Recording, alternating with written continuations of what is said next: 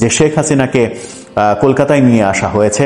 ভারতীয় বিভিন্ন মিডিয়াও যেমন বলছিল, বাংলাদেশেও সামাজিক যোগাযোগ মাধ্যমে ব্যাপক লেখালেখি হচ্ছিল, সেরকম আলোচনা কানাঘোষা চলছে। সেই ব্যাপারে আমরা একটা ভিডিও করেছিলাম যে এরকম আলোচনা কেন চলছে। সেই ঘটনার পরে এবার জুলকারনাইন শাহের যেটা লিখলেন সেটা কিছু বার্তা বোধহয় দেয়। কি বার্তা দেয়? আওয়ামী লীগ কি সংগঠিত হচ্ছে কলকাতাতে? কলকাতা থেকে তাদের পরবর্তী কার্যক্রম গুছিয়ে নিতে চাইছে তারা।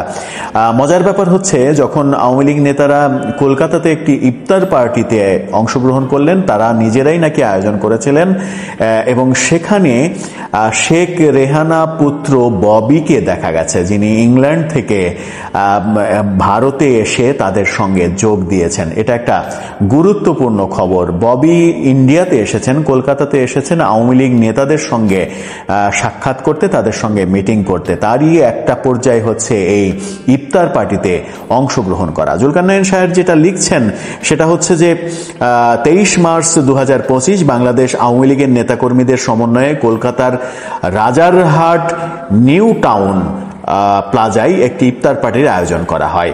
পলাতক আসামি সংসদ সদস্য ফেনী 1-এর আলাউদ্দিন আহমেদ চৌধুরী নাসিম এই ইফতার পার্টির আয়োজন করেছেন।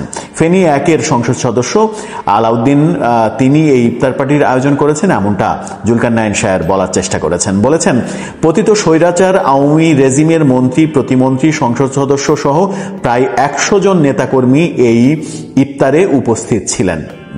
সংখ্যাটা কিন্তু অনেক ব্যাপক। 100 জন বাংলাদেশ থেকে 5 আগস্টের পরে পালিয়ে যাওয়া 100 জন যদি এক জায়গায় হয়, তার মানে তারা বড় ধরনের কোনো প্ল্যানই সেখানে করছে। এদের মধ্যে সাবেক স্বরাষ্ট্রমন্ত্রী আসাদুজ্জামান খান কামাল ছিলেন, এটা একটু উল্লেখযোগ্য ফিগার। শেখ রেহানার ছেলে রেদওয়ান মুজিব সিদ্দিক ববি এবং তার পরিবার। বাহাউদ্দিন নাসিম ছিলেন। গাজীপুরের সাবেক মেয়র জাহাঙ্গীর আলমের উপস্থিতিও ছিল। বাহাউদ্দিন নাসিম, জাহাঙ্গীর আলম, সাবেক স্বরাষ্ট্রমন্ত্রী আসাদুজ্জামান খান কামাল এবং ববি, এই 4 জন আওয়ামী লীগের এবং শেখ পরিবারের গুরুত্বপূর্ণ সদস্যের নাম উল্লেখ করেছেন জুলকারনাইন শাহের। তিনি বলেছেন যে একই ভেন্যুতে নিষিদ্ধ সংগঠন ছাত্রলীগের আয়োজনে আরেকটি ইফতার পার্টি আয়োজনের পরিকল্পনা রয়েছে পরদিনে। অর্থাৎ পরদিন বলতে আমরা যে ভিডিওটা করছি, যে দিনটা চলে গেল, আজকের কথা বলা হয়েছে। সেটা হয়েছে কিনা সেই আপডেটটা তিনি যেহেতু দেননি, জানার আমাদের তেমন কোনো সোর্সও নাই, সেটা হয়তো জানা যাবে। তিনি দুটো ছবি এখানে দিয়েছেন এবং দুটো ছবিতে বোঝানোর চেষ্টা করেছেন যে এখানে ইফতার পার্টিটা হচ্ছে এবং একটা ছবিতে একজনকে দেখা যাচ্ছে, পেছন দিক দেখা যাচ্ছে, সেটাকে লাল বৃত্ত দিয়ে ঢেকে দিয়েছেন। সেই স্ক্রিনশটটা আপনারা দেখলেই বুঝতে পারবেন। তাকে দেখে আমার কেন যেন মনে হচ্ছে যে তিনি গাজীপুরের সাবেক মেয়র জাহাঙ্গীর আলম হতে পারেন, অন্য কেউ হতে পারেন। পেছন থেকে মনে হচ্ছে জাহাঙ্গীর আলমের মতো। জুলকারনাইন শাহের যখন এই ইনফরমেশনটা দিলেন, আওয়ামী লীগ সংগঠিত হচ্ছে কলকাতায়, 100 জন নেতা একসাথে ইফতার করেছেন এবং ববি এসেছেন, রেহানা কন্যা ববি, তিনি এসেছেন কলকাতায়। তার মানে ববি নিশ্চয়ই তার মায়ের সঙ্গেও দেখা করতে এসেছেন, খালার সঙ্গেও দেখা করতে এসেছেন। তার মানে ববি কি সজীবরাজের জয় একটু কি ব্যাক গিয়ারে আছেন? এখন কি ববিকে সামনে নিয়ে আসা হয়েছে এই ম্যানেজমেন্টগুলো করার জন্য? সেটাও একটা গুরুত্বপূর্ণ বিষয়। সজীবরাজের জয়ের অনেক দিন খুব বেশি কার্যকলাপ চোখে পড়ছে না।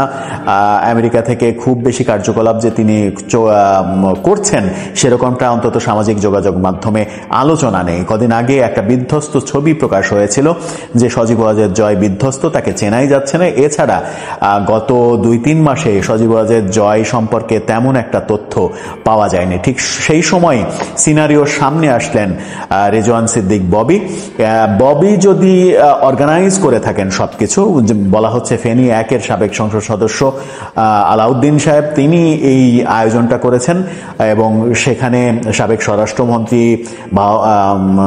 আসাদুজ্জামান খান কামাল, বাহাউদ্দিন নাসিম, তারা যদি উপস্থিত থাকেন, তার মানে এটা আওয়ামী লীগের কোনো প্ল্যান গেম। আওয়ামী লীগ কোনো প্ল্যান করছে কলকাতায় বসে। যে গুঞ্জনটা ছিল দুদিন আগেও যে শেখ হাসিনাকে কলকাতায় আনা হয়েছে, সেই গুঞ্জনটা যদি সত্য হয়ে থাকে তাহলে কি শেখ হাসিনা এই নেতাদের সাথে কলকাতায় মিটিং করার জন্যই এসেছিলেন? সেটিকেও উড়িয়ে দেয়া যায় না, কারণ এখন পর্যন্ত শেখ হাসিনার অবস্থান নিয়ে ভারত কোনো খোলাসা মন্তব্য করেনি, খোলাসা ইঙ্গিতও দেয়নি। এমন কোনো পৃথিবীর গণমাধ্যম নেই যে গণমাধ্যম প্রকাশ করতে পেরেছে শেখ হাসিনার সঠিক অবস্থানের কথা। তার মানে শেখ হাসিনাকে এক ধরনের লুকিয়েই রাখা হয়েছে, এখন পর্যন্ত বুঝতে দেয়া হয়নি শেখ হাসিনা কোথায় রয়েছেন। আওয়ামী লীগের পরবর্তী পরিকল্পনা তাহলে কি, কোন দিকে যাচ্ছে তারা কি বর্তমান অন্তর্বর্তীকালীন সরকারের বিরুদ্ধে গভীর কোনো প্ল্যান করছে, যে প্ল্যান বাস্তবায়ন হলে তারা আবার সেফ এন্ট্রি নিতে পারবে বাংলাদেশে? সেরকম আওয়ামী লীগ কলকাতাতে সংগঠিত হচ্ছে, আওয়ামী লীগের পালিয়ে যাওয়া নেতারা কলকাতাতে একত্রিত হচ্ছেন, যেখানে বিদেশে থাকা অনেক গুরুত্বপূর্ণ লোককেও তাদের সঙ্গে দেখা যাচ্ছে। সম্প্রতি আল জাজিরার সাংবাদিক জুলকারনাইন শাহের একটি ফেসবুক পোস্টে সেরকম তথ্য, দুটি ছবি সহ সেরকম তথ্য প্রকাশ করেছেন। সেখানেই বলা হচ্ছে কলকাতায় আওয়ামী লীগের নেতারা এক জায়গায় হয়ে একটা ইফতার পার্টির আয়োজন করেছিল এবং তারা একটা ইফতার পার্টি করেছে। বলা হচ্ছে, শোনা যাচ্ছে যে কলকাতায় তারা একত্রিত হচ্ছেন, তারা কলকাতায় বড় ধরনের পরিকল্পনা করছেন। এবং দুদিন আগেই যে খবরটা রটেছিল যে শেখ হাসিনাকে কলকাতায় নিয়ে আসা হয়েছে, সেই খবরের সঙ্গে জুলকারনাইন শাহের এই পোস্টের কোনো সম্পর্ক আছে কিনা? ডক্টর ইউনূস সাহেবের মাথায় কাঁঠাল রেখে সেই কাঁঠালটা ভেঙে খাওয়ারই ইচ্ছা আপনার এই জাতীয় নাগরিক পার্টির অন্যতম যিনি একজন সমন্বয়ক আছেন হাসনাত। আবার কেউ কেউ বলছেন পুরো দলটাই তারা কি বলা হয় যে ডক্টর ইউনূসের মাথায় লবণ রেখে তারা আরামসে বড়ই খাইতে চায়। এখন কেন? প্রশ্ন হচ্ছে আওয়ামী লীগকে নিষিদ্ধ করা এ ব্যাপারে সরকারের ভূমিকা সম্পর্কে ডক্টর ইউনূস একটা স্পষ্ট বার্তা দিয়েছেন যে অন্তর্বর্তী সরকারের কোন রকম পরিকল্পনা নেই আওয়ামী লীগকে নিষিদ্ধ করার। এরপরে আমরা দেখলাম যে বিষয়টা নিয়ে হাসনাত আব্দুল্লাহ একটা পোস্ট করলেন, নাহিদ ইসলাম ডক্টর ইউনূসের বক্তব্যের তীব্র নিন্দা জানালেন, আর এরপর এটা নিয়ে আলোচনা সমালোচনা হচ্ছে এবং নানান ধরনের আলটিমেটাম মার্কেটে আসছে। প্রশ্ন হচ্ছে আওয়ামী লীগকে নিষিদ্ধ করাটা সবচেয়ে বেশি জরুরি কার? জাতীয় নাগরিক পার্টির।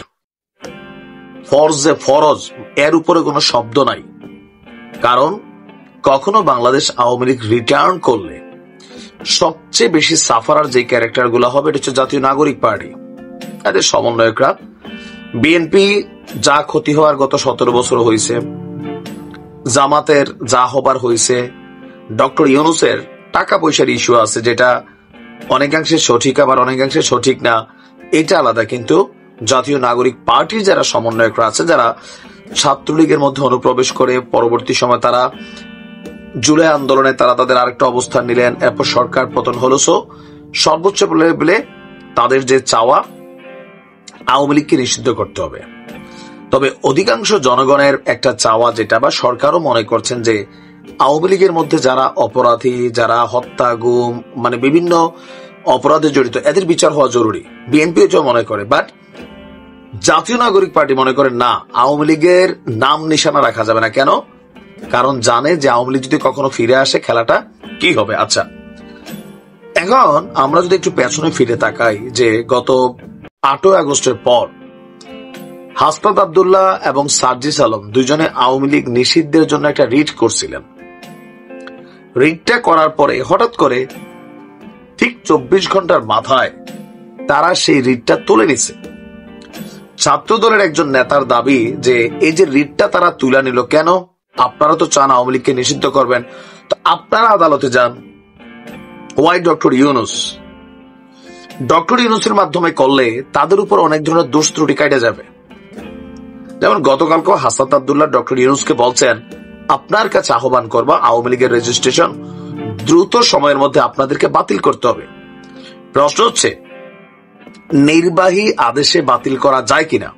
যায়। তবে রাইট নাও সংবিধান অনুযায়ী এই নির্বাহী আদেশ দেওয়ার মতন ক্ষমতা ডক্টর মোহাম্মদ ইউনূসের আছে কিনা এটা একটা আইনি জটিল প্রক্রিয়ার বিষয়, নাম্বার 1। নাম্বার 2, ডক্টর ইউনূস কেন আওয়ামী লীগের সাথে এই পাঙ্গাটা নেবেন? এটা একটা ইস্যু, পার্সোনাল, সবাই সবার ইস্যুটা বোঝে। জাতীয় স্বার্থ এক জিনিস, ব্যক্তি স্বার্থ আরেক জিনিস। ডক্টর মোহাম্মদ ইউনূস আওয়ামী লীগকে পছন্দ করেন না, এটা খুবই বাস্তব। কারণ আওয়ামী লীগ সরকার ক্ষমতায় থাকার সময় ওনাকে যথেষ্ট অপমানিত করেছে, লাঞ্ছিত করেছে, টেকনিক্যালি খোদ শেখ হাসিনাও করেছেন। এগুলো ওনার মনের মধ্যে ঝাল আছে, সেটা আরেকটা। বাট আওয়ামী লীগকে নিষিদ্ধ ইস্যু এইটা আরেকটা। কারণ শেখ হাসিনা মানে আওয়ামী লীগ না। প্রকৃতভাবে একটা দলের গঠনতন্ত্র অনুযায়ী শেখ হাসিনা দলটার সভাপতি। যুগে যুগে দল পরিবর্তন হয়েছে, নেতৃত্বের পরিবর্তন আসবে, সরকার ওইভাবে ভাবছে। কিন্তু হাসনাত আব্দুল্লাহদের বক্তব্য টোটাল দলটাকে নিষিদ্ধ করতে হবে এবং কি দ্রুততম সময়ের মধ্যে আপনাদেরকে বাতিল করতে হবে। তো তোমরা কেন এটা নিয়ে প্রসিডিং করছো না আইন আদালতে? এই প্রশ্ন অনেকেরই, যে ছাত্রদলেরও প্রশ্ন এটা, যে আপনারা তো এটা করছিলেন, তো এটা রিট করে তুলে নিলেন কেন? ডক্টর মোহাম্মদ ইউনূসের মাথায় রাইখা লবণ দিয়া বড়ি খেতে চান? আচ্ছা, এরপরে বলছে যে বিচার প্রক্রিয়ার মাধ্যমে এই দলটাকে জার্মানির নাজি পার্টির মতন চিরদিনের জন্য বাংলাদেশ থেকে নিষিদ্ধ করতে হবে। এই কথাগুলা বলা অনেক সোজা, কিন্তু বাস্তবায়নকারী যে দলটা বা যে টিমটা, যে বিচারক বা জনগণ, এখানে অনেক কিছু কিন্তু ইস্যু আছে। যেমন ধরেন জামাতকে আওয়ামী লীগ নিষিদ্ধ করে গেছিল না, নির্বাহী আদেশে করছে। বা কার্যত 15 বছর জামাতের কোন অফিস আদালত বা তাদের প্রতিষ্ঠানগুলা এগুলা মানে কোনো কিছুর অস্তিত্ব ছিল না। জামাতের সংখ্যা কি বাড়ছে না কমছে? বাড়ছে। কেমনে বাড়লো? কারণ জনগণ জামাতকে পছন্দ করছে। আওয়ামী লীগের মধ্যে একটা বিশাল জনগোষ্ঠী আছে। আপনি কি এই গোষ্ঠীরে কি বলবেন? মানে আপনি কি গণতান্ত্রিক ভাষায় বলবেন যে আপনারা ভোট দিতে হবে না? জনগণ হিসাবে আপনি হাসনাতের যতটুকু অধিকার, প্রত্যেকটা মানুষের ততটুকু অধিকার গণতন্ত্রের প্রক্রিয়ায়। আওয়ামী লীগের মধ্যে যারা অপরাধ করছে তাদের বিচার হওয়া জরুরি, যারা অন্যায় করছে, জুলুম করছে, তাদের বিচার হওয়া যৌক্তিক। কিন্তু যারা নিরপরাধ আছেন, যারা ভালো মানুষ আছেন, তো দলটাকে লিড করতে পারেন, অথবা তার জায়গা থেকে সে নির্বাচনে আসতে পারে, অথবা সামহাও সে তার অবস্থান প্রকাশ করতে পারে, তো ওই মানুষটার অধিকার কায়রা নেওয়ার এই সুযোগটাকে আপনি পাচ্ছেন। বা এটা কি গণতন্ত্রকে ফেস করে? অনেকে বলবেন এতদিন করেছিলেন, আমরা ততদিনও বলছি। আমরা যখন থেকে বলি, বিশেষ করে অনলাইনে গত 5 বছর, তখন আপনারা ছাত্রলীগের পতাকা তলে চাটছেন, খাইছেন, জায়গা মতো পৌঁছাইছেন। আমরা কিন্তু এগুলো বইলেই বিপদে আছি। আমরা বলি, আমাদের কাজ বলা, যতটুকু পারি। ডক্টর মোহাম্মদ ইউনূসকে ব্যবহার করে যে কাজটা করার চিন্তা কিছু রাজনৈতিক দলেরও আছে, যেমন ধরেন জামাতের আছে। কেন? জামাতের আওয়ামী লীগ খায়াই ফেলছিল, সো জামাত দল হিসেবে এটা প্রতিশোধ চাইবেই। এবি পার্টির ফুয়াদ, উনিও চাইবেই, উনিও তো জামাতি সাবেক। রানিং এটা হয়তো তাদের আলাদা টিম হইতে পারে, অথবা দলে মূল্যায়ন পায় না, নিজে এখন দল একটা পার্ট করে এবি পার্টির নাম দিচ্ছেন, এরকম অনেক কিছু হইতে পারে। তবে আমার মনে হয় না ডক্টর মোহাম্মদ ইউনূসের সরকারে যারা আছেন বা ডক্টর মোহাম্মদ ইউনূস খোদ নিজেও নির্বাহী ক্ষমতা প্রয়োগ করে আওয়ামী লীগকে নিষিদ্ধ করবে। বিচারিক প্রক্রিয়া, ট্রাইব্যুনাল, সেটা আলাদা। দল হিসেবে আওয়ামী লীগের বিচার হবে কিনা, দল, এইটা একটা কোটি টাকার প্রশ্ন। দেখা যাক কি হয়। ভালো থাকুন।